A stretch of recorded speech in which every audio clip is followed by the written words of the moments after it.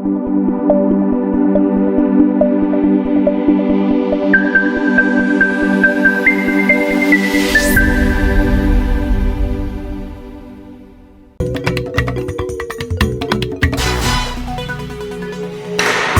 msikilizaji mpendwa kwenye taarifa ya habari kwa lugha ya Kiswahili kupitia Radio Kapi. Mimi naitwa Jean-Claude Lokidile. Kwanza hebu tusikie kwa ufupi vichwa vya habari vya leo. Timu ya Jamhuri ya Kidemokrasia ya Kongo inapambana na Ureno katika mechi ya kihistoria ya Kombe ya Dunia 2026. Wakazi wengi wana matumaini kwamba Leopard wanaweza kufanya vizuri mbele ya Seleção. Katika mkoa wa Lualaba watoto wengi bado wanaendelea kufanya kazi katika migodi ya madini licha ya hatari zinazowakabili. Shirika la Herapi linaongeza juhudi ya kuondoa watoto hao na kuwawezesha kurejea shuleni na katika maisha salama. Mwisho wa vichwa vya habari. Sasa tufuate habari kamili.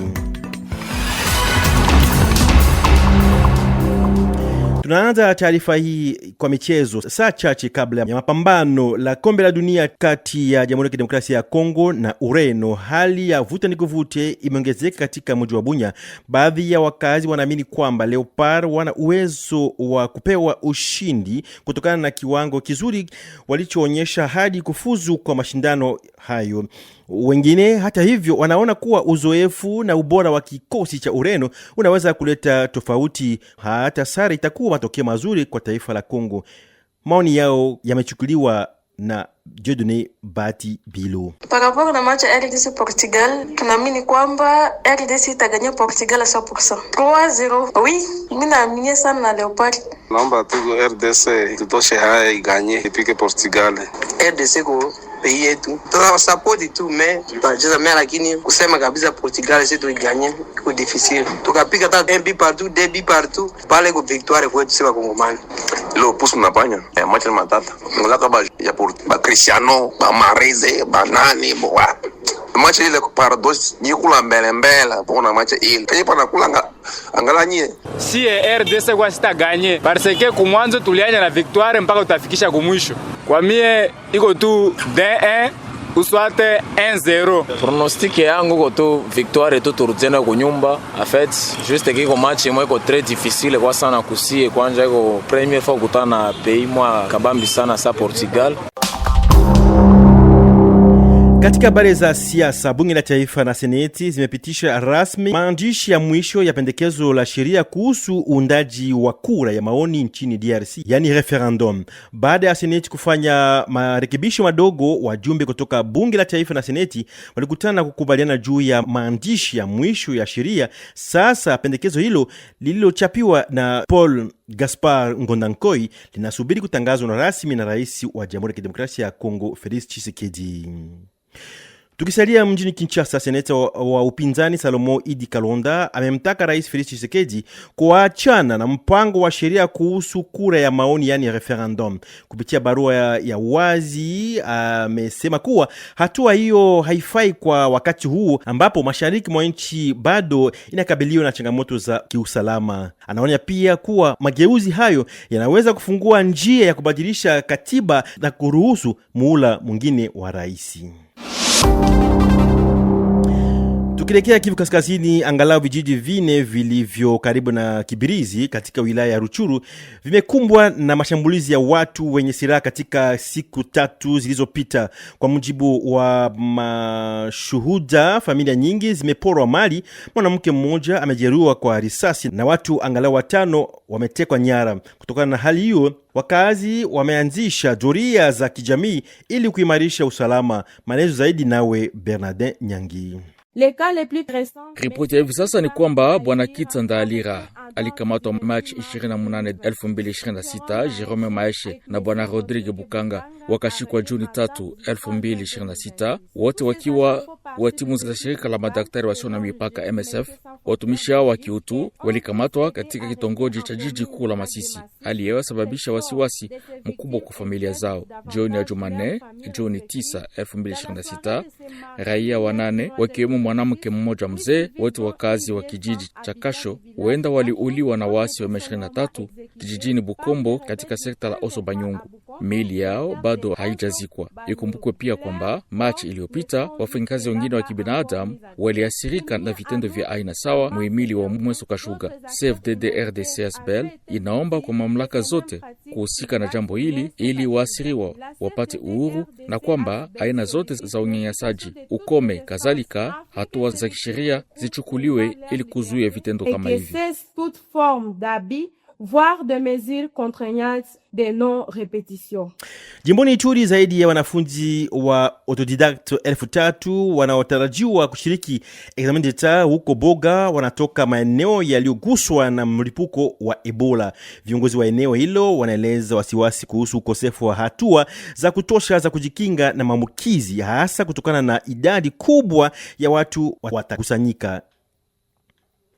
Katika maadhimisho ya sikukuu ya mtoto wa Afrika, wataalamu wanaendelea kuonya kuhusu uwepo wa watoto katika migodi ya madini mkoani Lualaba. Watoto hao hushiriki katika uchimbaji, usafishaji na usafirishaji wa madini katika mazingira hatari. Shirika la Herapi linaendelea na juhudi za kuwaondoa migodini na kuwarudisha shuleni pamoja na kulinda haki zao za msingi. Maelezo nawe Pole Munanga. Kufuatana na uchunguzi uliofanywa na shirika hili lisilo la kiserikali katika maeneo ya uchimbaji wa madini ya cobalt kwenye jiji la Kolwezi, inaonekana kuwa watoto wapo kwenye migodi kwa sababu mbalimbali. Kuna wale wanafuata wazazi wao wanaojihusisha na biashara ndogo ndogo hasa katika maeneo ya uchimbaji wa madini. Wengine huendesha shughuli zao za biashara ndogo ndogo na wanajiweka wazi kila siku kwa mazingira haya ya hatari. Bado wengine hufanya kazi migodini, wamoja huosha madini,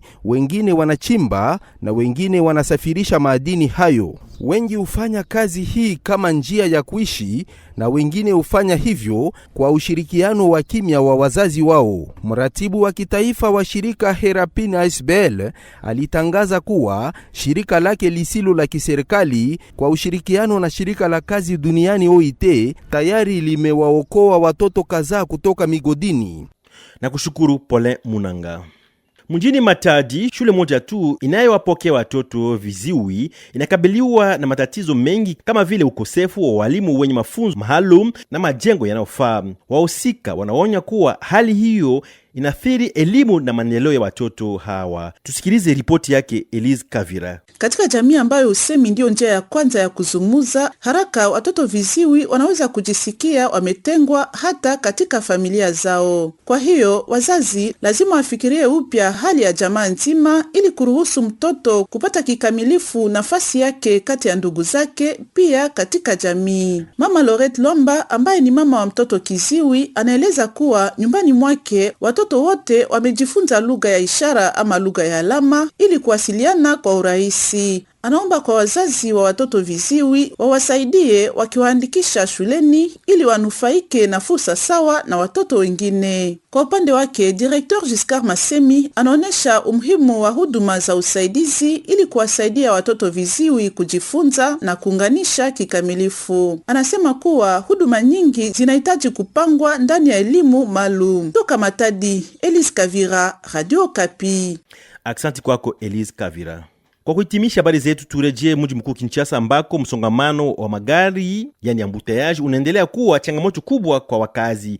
Kupoteza muda, kuchelewa kazini, msongo wa mawazo yani stress na hatari za kiuchumi ni baadhi ya matokeo ya tatizo hilo. Swala hilo lilijadiliwa katika kipindi cha Okapi Service ambapo wataalamu na wananchi walitoa mapendekezo mbalimbali na suluhisho. Ripoti ya Jocelyn Musa Uponje inatafsiriwa nawe Jeremy Baraka. Kwa pande wa rubani wa ndege na mtaalamu wa usafiri Bwana Serge Ilunga, hali hii inachangiwa hasa na upungufu wa mtandao wa barabarani pamoja na ongezeko kubwa la idadi ya watu katika mji mkuu wa Kinshasa. Anasema kwamba mtaa wa Gombe umezungukwa na mtaa mingine minne. Barabara hizi ziliweza kujengwa hapo zamani kuweza kupokea takriban raia 1600 tofauti na leo hii ambako zaidi ya watu milioni 5 wanatumia njia hizo Omar Kigalo anafikiri ya kwamba kuboresha sekta hiyo ya usafiri inaweza kusaidia kuweza kupunguza msongamano wa kuweza kuongeza nizamu ama discipline kwa watumiaji hasa wa barabarani. Kwake yeye ni lazima magari na madereva waweze kuingizwa kwenye mfumo wa kidijitali. Katika nchi nyingine hata ukivunja sheria za barabarani, mfumo utatambua moja kwa moja. Sababu nyingine ni mabadiliko ya maisha ya Wakongomani. Zamani hakuwa na pikipiki nyingi Kinshasa kama leo. Miongoni mwa suluhisho zilizoweza kupendekezwa ni ukarabati wa treni ya mji, maendeleo ya usafiri wa mjini, ndipo msongamano wa magari unaweza kupunguzwa kwa muda mrefu katika mji mkuu wa Kinshasa.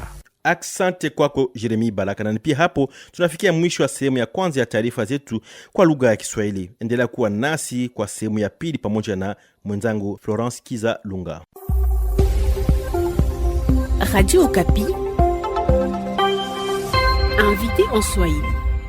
Mashambulizi ya waasi wa ADF yanaendelea kuwapata waaziriwa mashariki mwa Jamhuri ya Kidemokrasia ya Kongo. Naibu wa kitaifa Karlin Zanzu Kasivita anatoa wito wa kuimarishwa kwa hatua za usalama ili kuzuia upanuzi wa kundi hili lenye silaha. Katika barua ya wazi kwa Rais Felix Antoine Tshisekedi, mwakilishi aliyechaguliwa katika eneo la Beni na gavana wa zamani wa Kivu Kaskazini, anapendekeza njia za kuunga mkono juhudi za amani katika maeneo yaliyoathirika.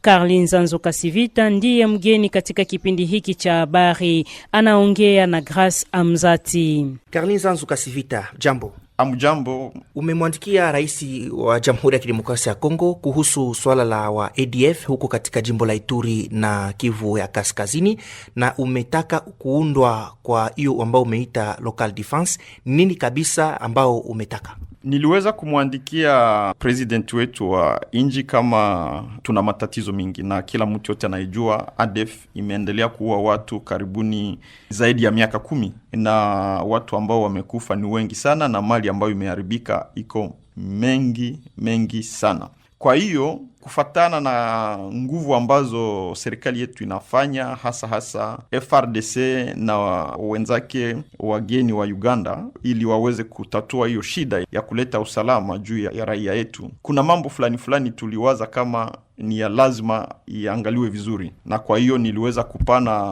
option 2 yenye niliweza kuandika mwa ile kibarua ambayo niliandikia presida wetu wa inji. Niliwaza kama method ambazo ADF anatumikisha ya kujigawanya kwa kikundi kidogo na kwenda huwa watu kwa migini ambayo inakuwa kule kwetu, iwe Beni, iwe Ituri, iwe hata Otuele. Tuliwaza kama arme inapashwa kureadapte systeme yake kwa hiyo guerre tunaita kwa Kifaransa guerre asymétrique, ili waweze kuendelea kuampeshe kwa Kifaransa ADF waendelee kuua watu. Na kwa hiyo tuliwaza kama wakafanya hiyo wataweza kurestructure meme systeme ya securite. Unajua hawezi kuweza kupiga adui sawa terrorist kama hauna renseignement ya mzuri, na mwa hiyo reajustema ya systeme asymétrique ya vita, ili waweze kuingia kwa hiyo systeme asymétrique, itapermettre renseignement ikuwe karibu sana na iweze kukua efficace, ili wapate information za mzuri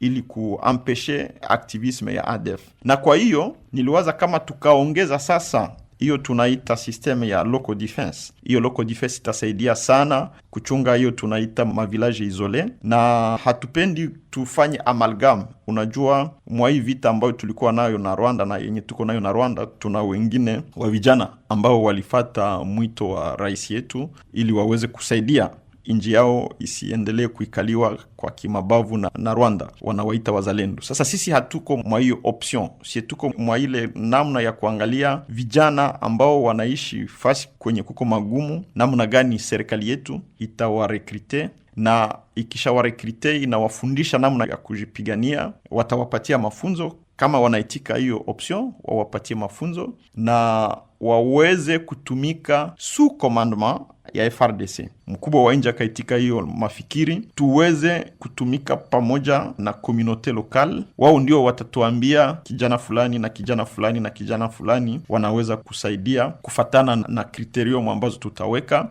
Tuna wageni c'est vrai wa Uganda wenye walikia kutusaidia lakini Waganda watabaki milele kwa nchi yetu. Ndio maana sisi tuliwaza kama ifo kuanticipe. Kumepita miaka 10 ADF alikuwa ku groupement mbili tu ku territoire ya Beni, meleo iko ku territoire 6 mu province 4, iko ku Ituri, iko ku Nord Kivu, iko ku Otuele, alishakuwa kuchopo. Kwa nini usialike vijana kujiandikisha kwenye jeshi, lakini unapenda kabisa wapigane pembeni ya wanajeshi bila kabisa mafunzo hiyo ya kijeshi? Nilipropose vitu mbili. Nilipropose reforme ya systeme ya defense na reajustement ya systeme de defense. Inasema vitu vingi. Kufikia kwa hiyo lengo kuna recruitment. Haiko kusema kama jeshi haitaendelea kurekrute. Sasa tunasema wa readapte system yao kwa hiyo vita asymmetric. Ni kusema watafunza watu namna gani watu wanaweza kufanya vita asymmetric. Hapana vita conventionnel yenye tunafanya kila siku. Kwa hiyo hatua kuna formation.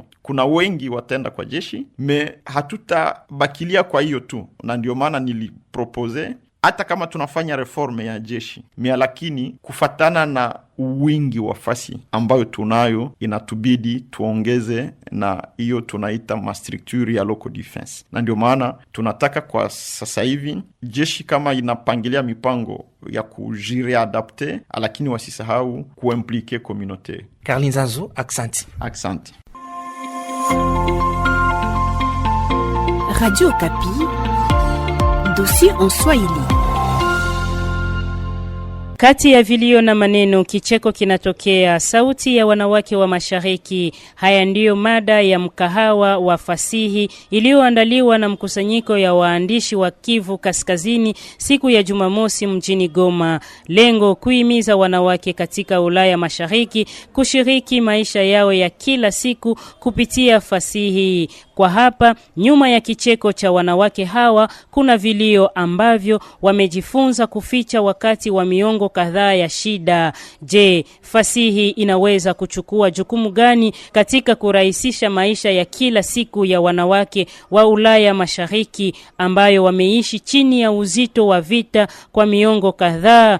Rosalie Zawadi anajaribu kujibu swali hili katika ripoti hii. Mwanamke ni boleo ya amani, boleo ya maendeleo, boleo ya furaha. Katika mkutano huu kulikuwa maonyesho ya slam na mabinti walioandika kila mmoja kwa namna yake kuhusu mwanamke wa Kivu Kaskazini. Kwake Salama Bibile anayeandika vitabu kuhusu maisha ya wamama, wanawake wa mashariki mwa Kongo wamepitia vipindi vigumu sana. Mwanamke aliumbiwaka na nguvu enye Mungu alimpatia kanyeko dela enye vitu tunaanza oza siboti. Inashinda na nguvu wa mwanaume. Kwa vitu vya mwanamke anasurmonta kama mwanaume hawezi. Alors sana pita mashida mbalimbali ya maisha. Anajua au fond d'elle que atajireleve tu na sana ipita amo anakuwa mtu mwingine kule mbele anainuka, ndio kicheko yake sasa ile anakuwa nakumbuka inakuwa histoire nilipita mbitu fulani mais leo niko survivante, niko leo kwenye niko ndio ile kicheko yenyewe iko nayo. Baada ya mazungumzo, binti huyu aliyeshiriki mkutano alisema kama ameelewa kwamba si vizuri kuongelea kusudio za maisha ya wengine, kwani mara kwa mara ugumu wa maisha unawapelekea wanawake kuchukua uamuzi mzito sana. Ni retenir que tout ce quoi batu ba kujuger mashwa za wengine. Ju unaweza kwa unajuger shwa ya mtu, unajuger benye amefanya mais auje alipitia amo, auje magumu gani ngapi yenye alipitia amo ju afike mpaka kupoze na ile shwa swate ya mubaya swate ya mzuri. Bon samo ya ni masouffrance za mingi, stress za mingi ndio zinaacha nafanya ile shwa. Guillaume Bukasa, presidenti wa shirikisho la waandishi wa vitabu jimboni Kivu Kaskazini, aonyesha umuhimu wa mada ya kikao hiki. Machozi ilikuwa mingi, kulia ilikuwa mingi. Na uko nasikia samoya sauti nakatala kutoka, na ile sauti ilikuwa nakatala kutoka ilikuwa nani? Ya ba mama. Juu ya kubakwa, juu ya kupigiwa, juu ya kufa na masasi. Na unakiwa kuona sawa nalia, gisi ba mama walikuwa wanateseka. Ndio maana tunasema eski ile mateso abawezi kuigeuza kwa miandiko, écriture, au lieu de larmes tutia ko deja des mots, des phrases pour que batu basikilie hata huruma.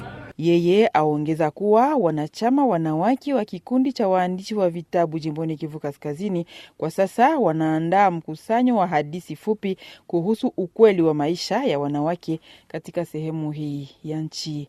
Goma, Rosalie Zawadi, Radio Kapi. Hapo ndipo tunafikia mwisho wa taarifa zetu kwa lugha la Kiswahili kupitia Radio Kapi. Kwa niaba ya Dieudonné Batibilo aliyekuwa upande wa ufundi, mimi Jean-Claude Lokidile na kushukuru kwa kufuatilia kipindi hiki. Tunakutakia siku njema na kila laheri. Kwa heri.